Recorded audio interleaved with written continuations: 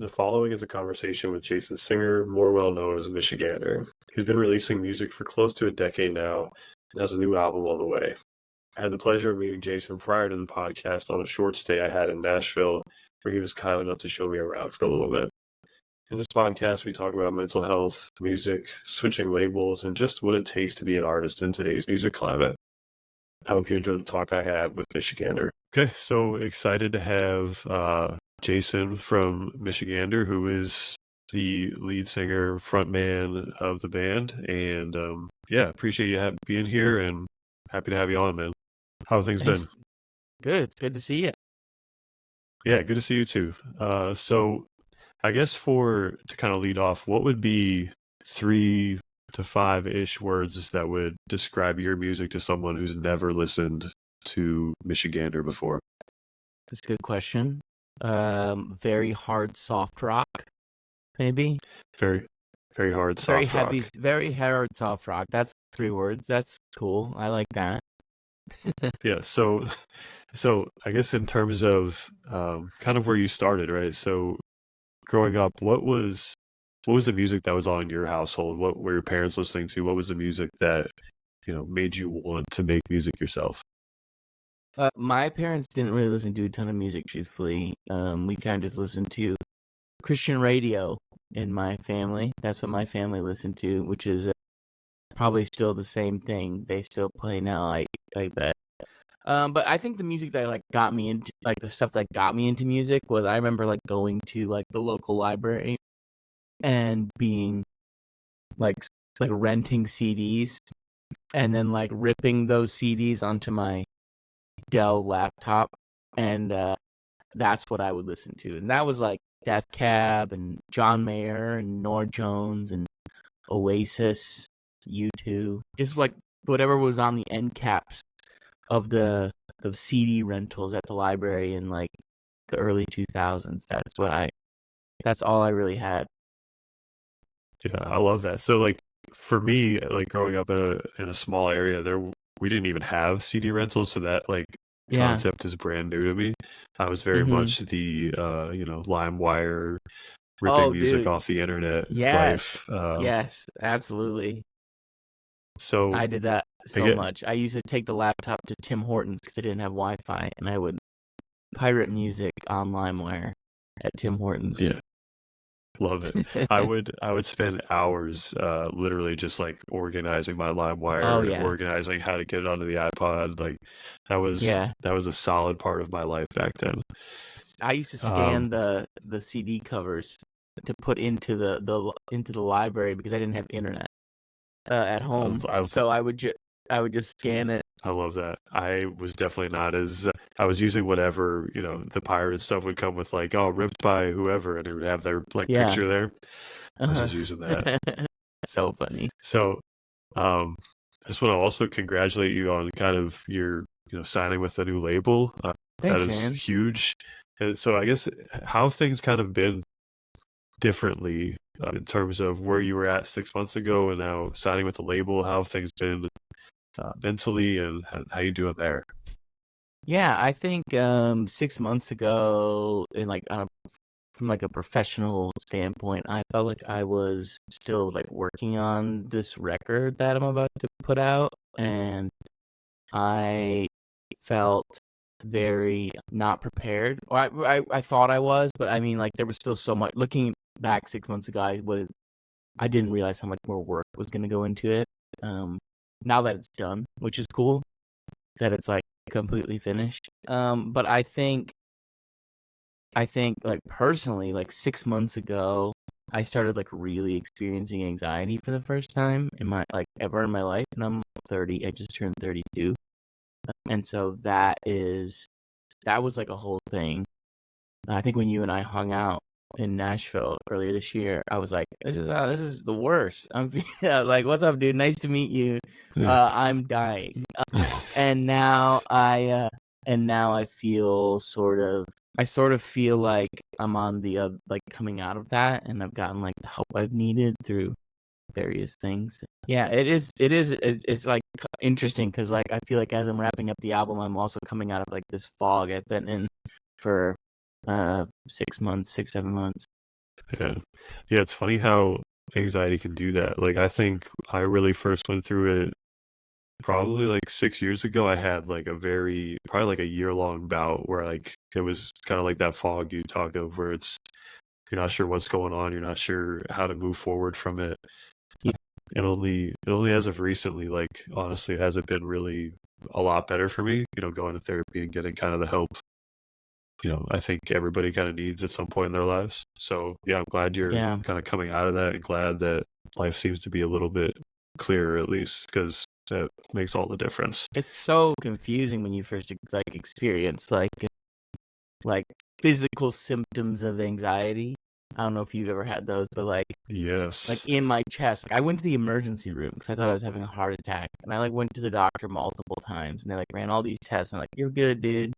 And I was like, are you Yeah. sure? I don't know, but now I'm kind of like on meds and stuff, and figuring those out and adjusting to those, and that's been like wildly helpful. Yeah. Yeah. It's funny how I went through the same things when I first had anxiety. Like yeah, the same chest symptoms, the same, like, I think I'm dying. I'm pretty positive of this. Yeah, And the doctor's like, no, man, you're good. Like, no worries. I'm like, I'm isn't that pretty sure. crazy? It's a wild experience, to say the It's least. so weird. Yeah, it's so bizarre to like. I don't know. It is. Even now, I'm still like trying to like cope with the like the little bouts of it that pop up. It's still something I'm like trying to like make sure I'm okay, kind of thing. Even Right. though I know I'm probably good. Yeah, Yeah.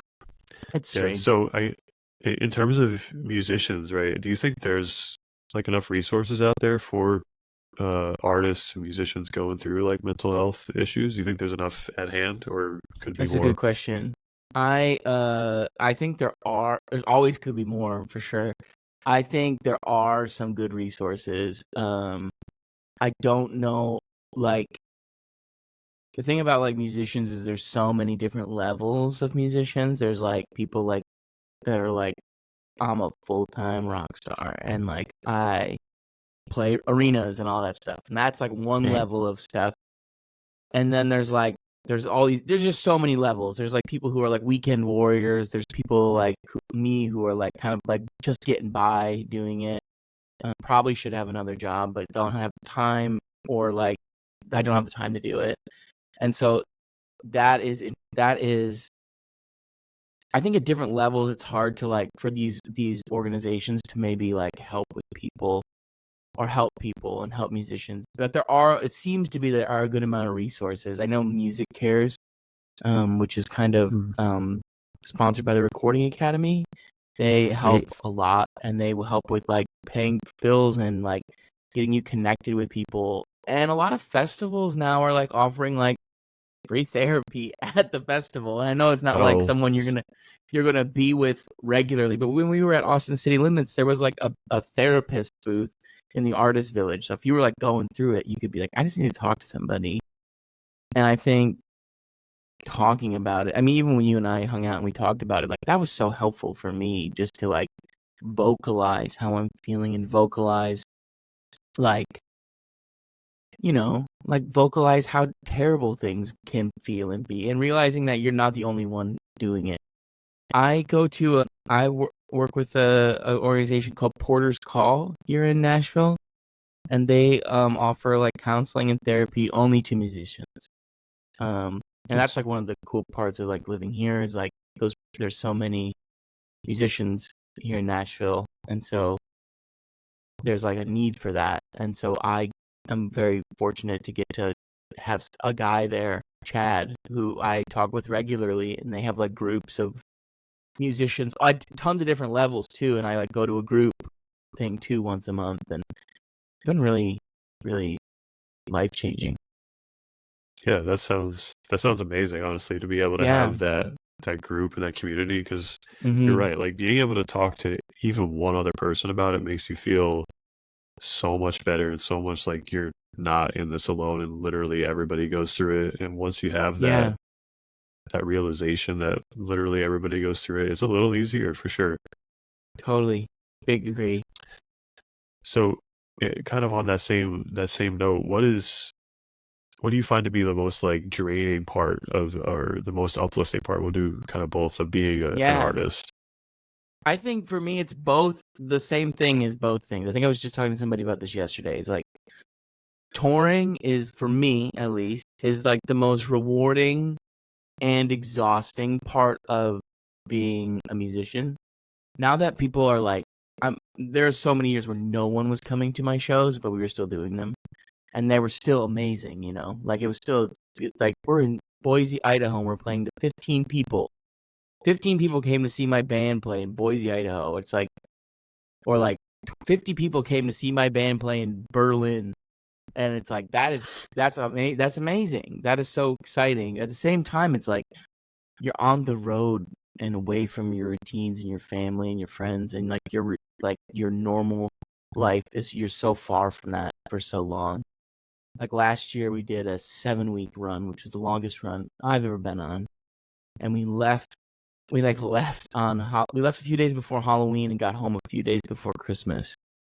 And so like we spent Thanksgiving on the road in New Jersey in like a hotel at the Target parking lot, and like had Thanksgiving at IHOP, and like those moments like that, not necessarily that day was like very hard, but like that's like really hard to be on the road. Like for like especially like we're not in a bus, we're in a Sprinter van.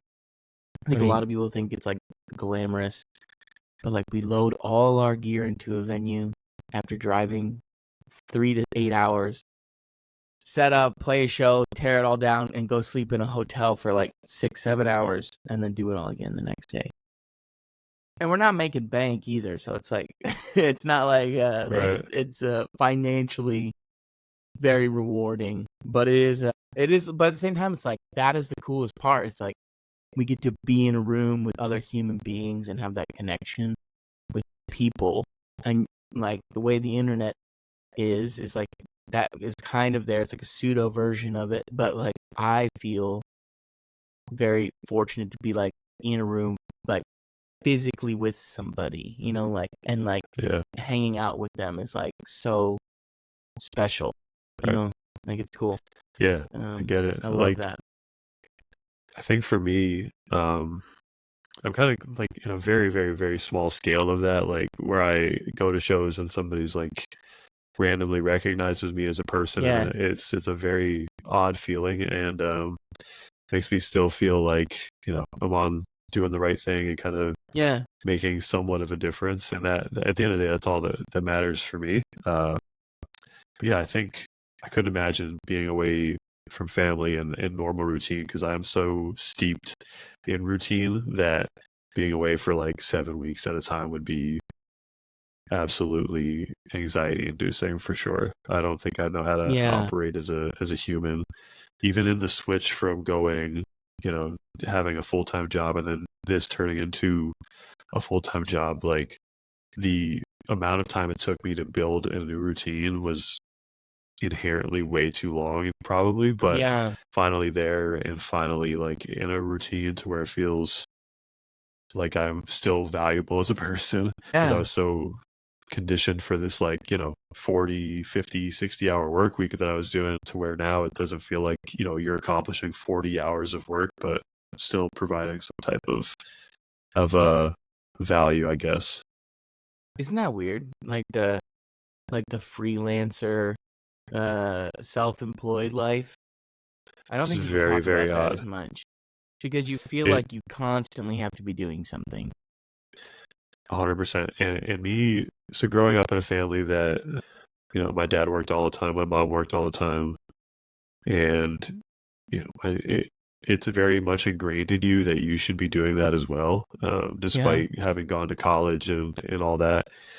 It's very much ingrained in you. And I come from a very blue collar area where, again, people are working 60, 70 hours a week. And it's, when you're not doing that, you're just very critical of yourself, in the sense that, like, Totally.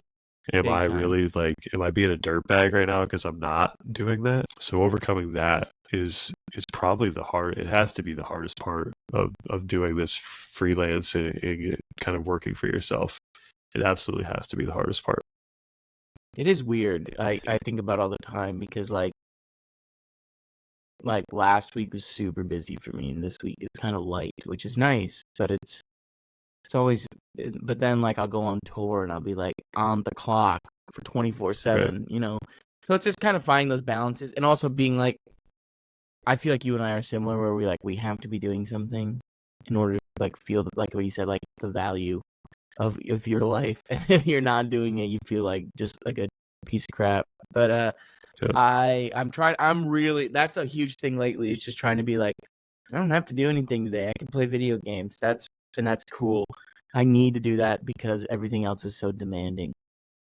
Yeah, I honestly am proud of you for doing that because like I still haven't yet to be able to do that. Even if I Yeah, try to sit for a half a day, I'm like, I don't know, man. You probably should be doing something. you should be all. Yeah, I always feel that way too. It's I'm glad I'm not the only one. Yeah. So kind of going back to that in terms of so social media is such a like on all the time type of thing. As an artist, does that ever become too much, or do you view social media as an overall good, or kind of a necessary evil? It's a good question. I think that we're too far in now to like vilify it. I think it's like we have to figure out how to be friends with it. And I have learned that the more I enjoy being on the internet, the like especially like social media, is like I just want to be like the truest version of myself on there. Yeah. So like if I'm feeling like shit, I don't know if I could cuss. Sorry. You're fine. If I'm feeling horrible, I don't want to. I don't want to like pretend I'm not. So like if something's wrong, I'm just gonna make a post about it. And usually that is not only helpful for me to like get that out there and to people that are like looking at what I'm doing, but also it's helpful for people who are also like really struggling. Like when I went to the emergency room earlier this year, like I posted like I'm in the emergency room and like I thought I was dying kind of situation. And I got like so many messages. I think you messaged me, but like so many people like reached out and were like, yo, that's really common. I feel that way too. Or like, here's what worked for me. Or like, I also feel that way. Thanks for sharing. And it was like, that is beautiful. Because like, I mean, I don't know how many people saw, like hundreds to thousands of people saw that. And were like, oh man, that dude is just the same as me.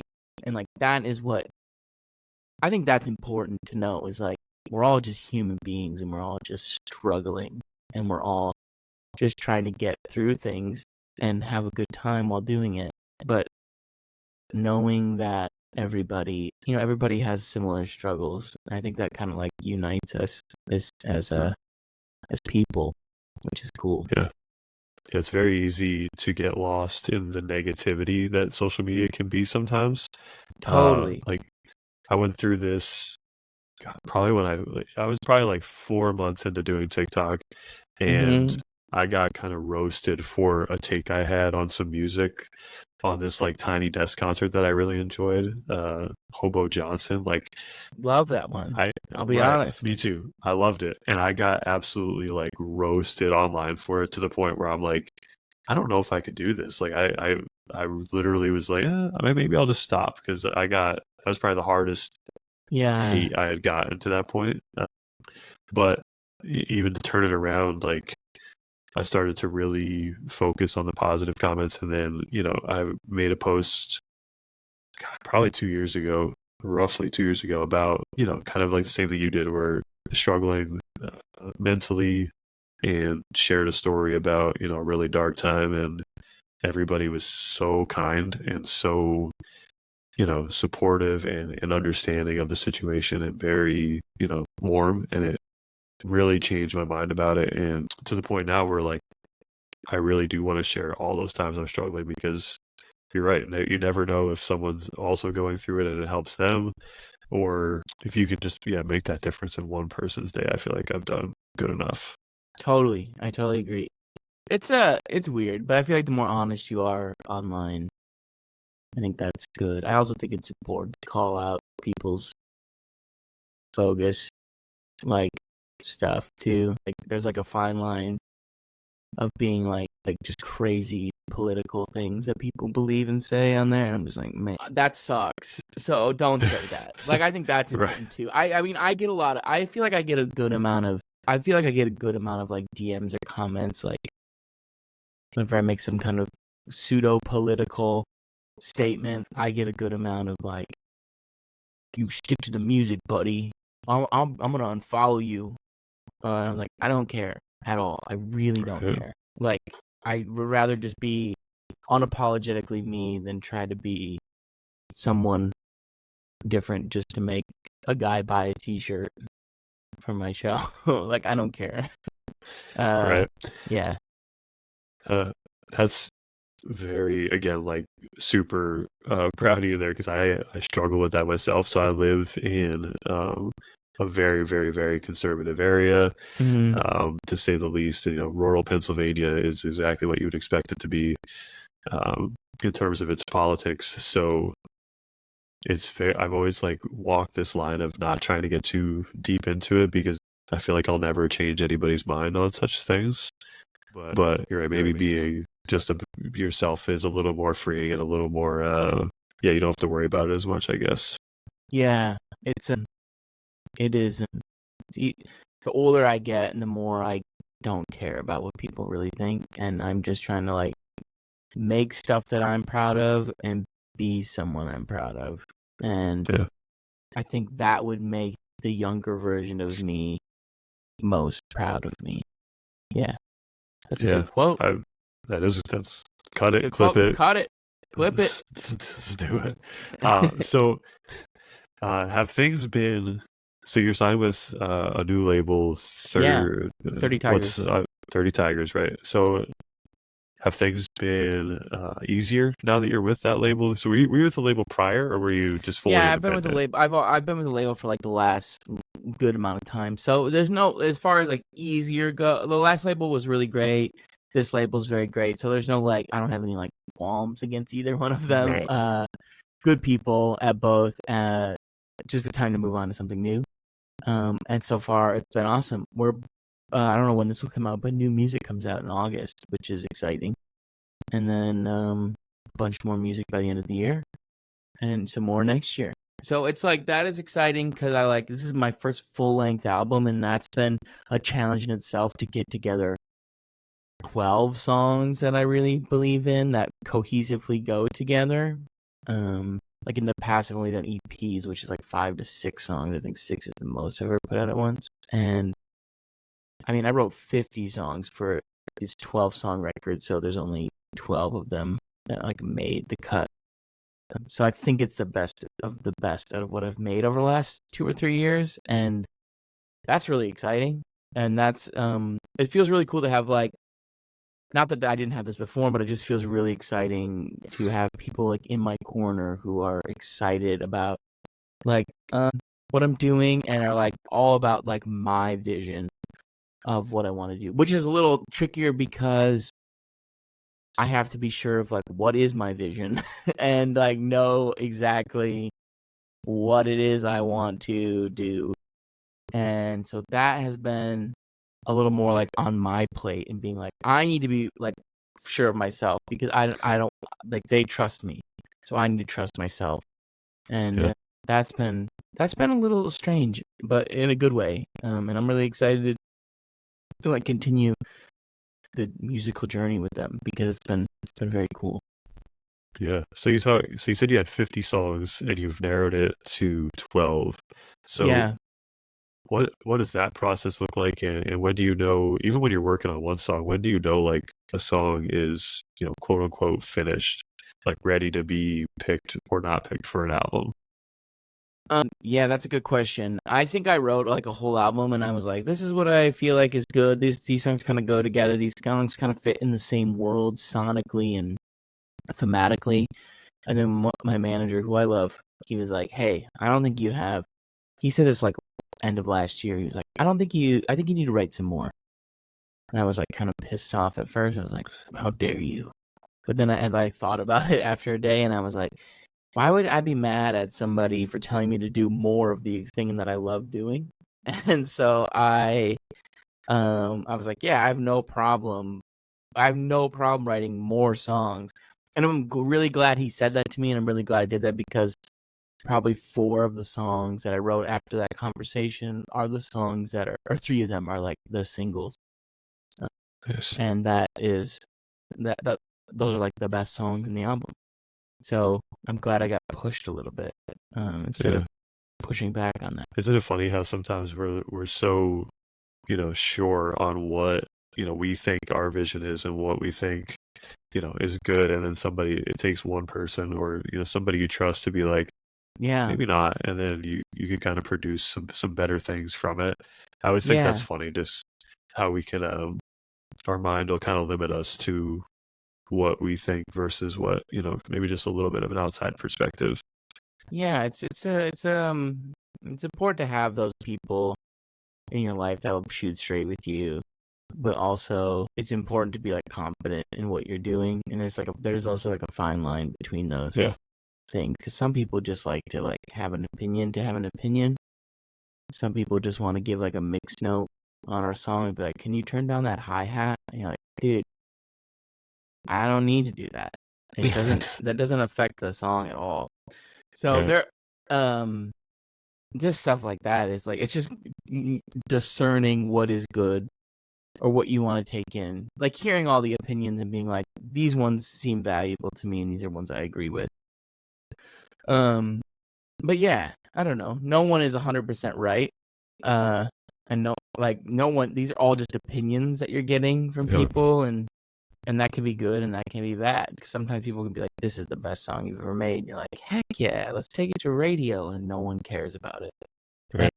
And so it's hard. It's just a hard line, and no one's. And that's not blaming anybody. It's just no one is certain of anything, and it's a weird business and game to play. So, what does that process look like going to radio? Is it something you like pick a couple songs off the album, you're like, or the singles, and you're like, hey, I think these would be good enough to be on the radio, and then they're like, yeah or nah? Well, I don't really pick that because I am not smart enough to do that, and it's expensive. So I let someone else pick that. But like, I kind of know like the songs that are like gonna be the single or like the song, like, and then like, then if everybody agrees and they're like, okay, there's like somebody who pitches the songs to all these stations and program directors around the country, and then we get them on to spin it or put them in rotation, and we go and do stuff for these radio stations, and we go in studio interviews and play songs and we do all this stuff for the station, so they will in turn do something for us, and by that I mean play the song regularly. And it's kind of like an expensive game to play, really, but it is beneficial because usually people, like, I've had a lot of like made a lot of really good friends at radio, and so many program directors and stations around the country are like huge champions of what I do, and like are why I have so much success in certain markets. Like Minneapolis is like so much love to the Current up there for like caring about me and like spinning my tunes for as long as I can remember. And, like Chicago and Boise and Austin. There's all places where like people are like, there's so many more. I don't want to leave anybody out, but like there's in like Baltimore, there's like so many places where people like really care and they're like pushing the music out. Similar to like what you do. Like you know, like when there's an artist you care about, you want other people to care about them, so you put it out there, and like that can. It's like this. It's the same thing. It's like people who have a platform using their platform to spread good tunes, and it's so helpful for artists. I don't think people realize that all the time either. It's like I realize like people kind of like, I'm always trying to like hype up my friends' bands and artists that I believe in on my socials, because I know like I don't have a huge platform, but I know some people are watching what I'm doing, and maybe they'll check out my friend Dylan Grantham, Young Ritual. Maybe they'll go listen to his song Wild Child, and maybe they'll love it, and maybe they'll go see his show and buy a ticket and buy a T-shirt and like support him, all because of an Instagram story, you know. So I always am trying to do that, and it's like the same thing with radio. It's like maybe someone will hear that song on a radio station in Phoenix, Arizona, and then they'll buy a ticket to the show, and they'll bring a girlfriend, and they'll fall in love, and they'll buy a T-shirt, and then they'll send me a DM years later. That's why they got married. That would be great. That's happened. Heartwarming stories. That's amazing. It's always mind blowing to me too. Like I'll get random messages from people like, you put me onto this artist and like they're my favorite artist. I went to like 4 of their shows. Like it's the best thing I ever happened. Like the amount of unnoticeable influence that you could have is it's kind of wild sometimes when you get those messages. Like even like you said, like to hear that kind of story is it's crazy. Makes it all worthwhile. Totally. Was there ever a point in so you've been a musician now for a little over a decade, is that correct? Like you've been doing Michigander for 2014 okay. is when I started. So about a decade of Michigander. I graduated high school in 2011, and then all my friends were going off to college, and I was like, I just want to do music. I'm going to figure that out. And so for years, I just played in bars and breweries and coffee shops and frozen yogurt shops just for like 3 hours doing covers of like anything. John Mayer, Coldplay, Oasis, whatever like I knew I could like do a cover of. And I'd just play these songs for whether it be like $50 or $300, whatever it would be. Every weekend, I would just play music out and like carry around a PA and do that. And it was very, not degrading, but it was very depressing because you're just like playing these cover songs. But it's also like, I'm doing this and this is better than working, like, this is better than mowing lawns. But I am still, like, no one wants to hear me in the corner playing music while they're eating chicken wings or eating froyo. But, like, that's just what I did for so long. And then eventually started, like, writing my own tunes and, like, playing my own little shows, opening for other little local artists or whatever it was, open mic nights, and eventually just kind of like snowballed into that. And then I was like, oh, I should name this something. And so I called it Michigander in 2014. And that's kind of when things started like moving in a more sustainable direction. Yeah. So about 10 years. 10 years into was there ever a point in there where you were like, you know, maybe being an artist isn't, or an artist full time isn't going to work out, or absolutely, yeah. I still think that all the time. Like a couple weeks ago, I played to like 8,000 people at Bonnaroo, and it was amazing. It was a huge show. And then like even this week, I'm like, man, should I figure out something else, or like, what if this record doesn't like make an impact? Then maybe I will.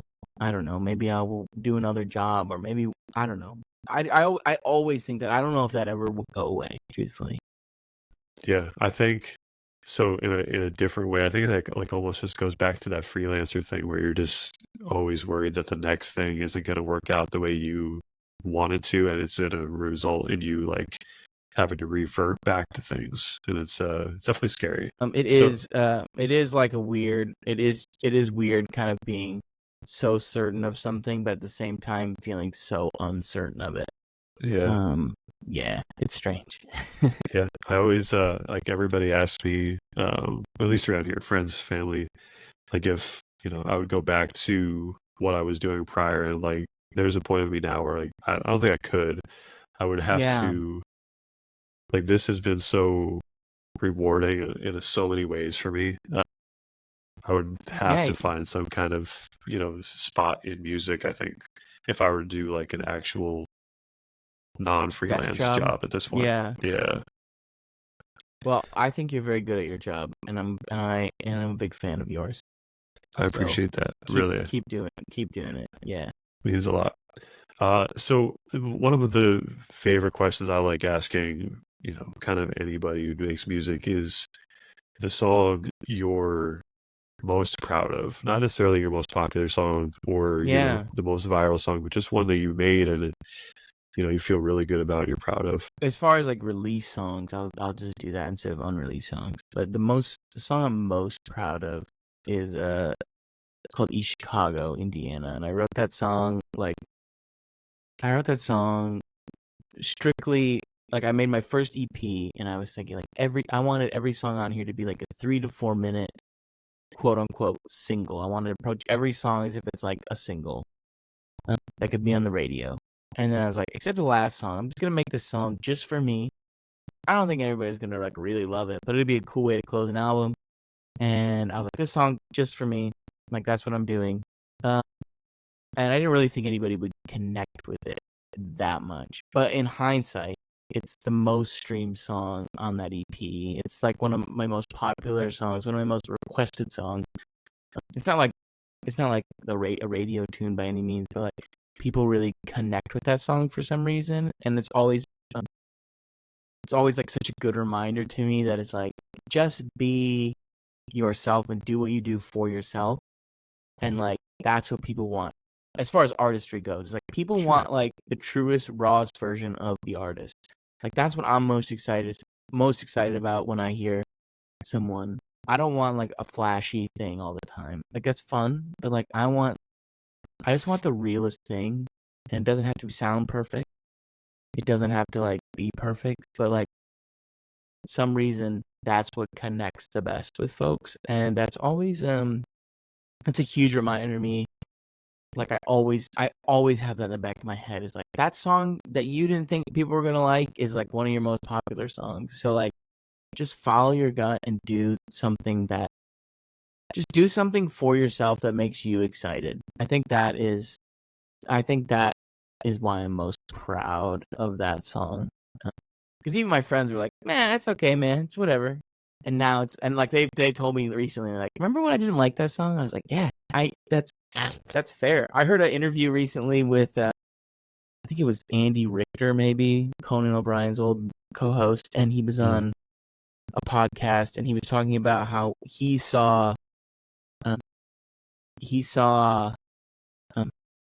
Led Zeppelin play years and years and years ago, and they were like, "We're gonna play a new song tonight, and it's called Stairway to Heaven." And they debuted it live, and he's like, everybody was like out getting beer and going to the bathroom during that song when they like played it live. But obviously, in hindsight, that I'm not comparing my song to Stairway to Heaven by any means, but it's just like people don't always know the first time they hear something. There are plenty of artists that I didn't love the first time I heard a song. Like in 1975, I did not like that band at all. I hated that band. And now I'm like, oh, I was so wrong about that. They're great. They're a great band. And there's countless examples of that for me. And so I just think like let the artist do what they want to do, and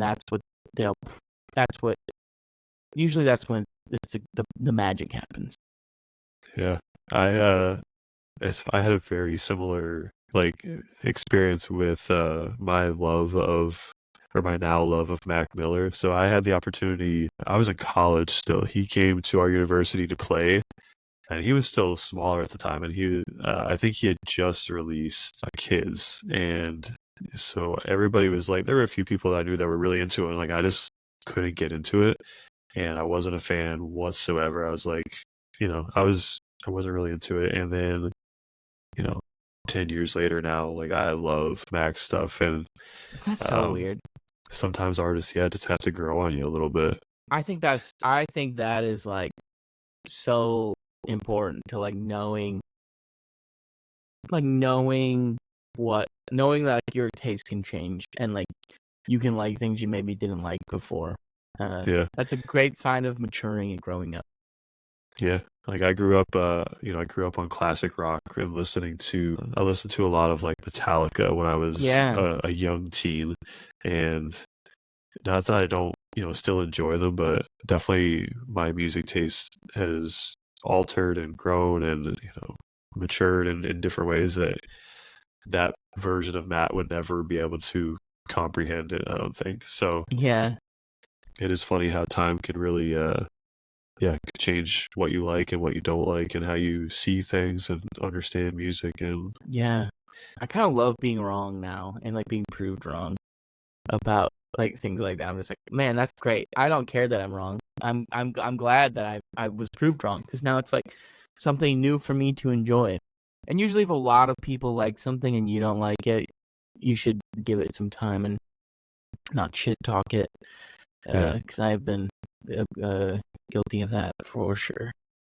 Yeah, it's very easy to be like, try to be, go against the grain on purpose with that kind of thing. Yeah, totally. You want to be the one person who said it wasn't good, and then, in hindsight, it actually was. What is, kind of in the same vein of the question before, what is a song or an artist that you think needs to be heard more? Give a shout out to somebody.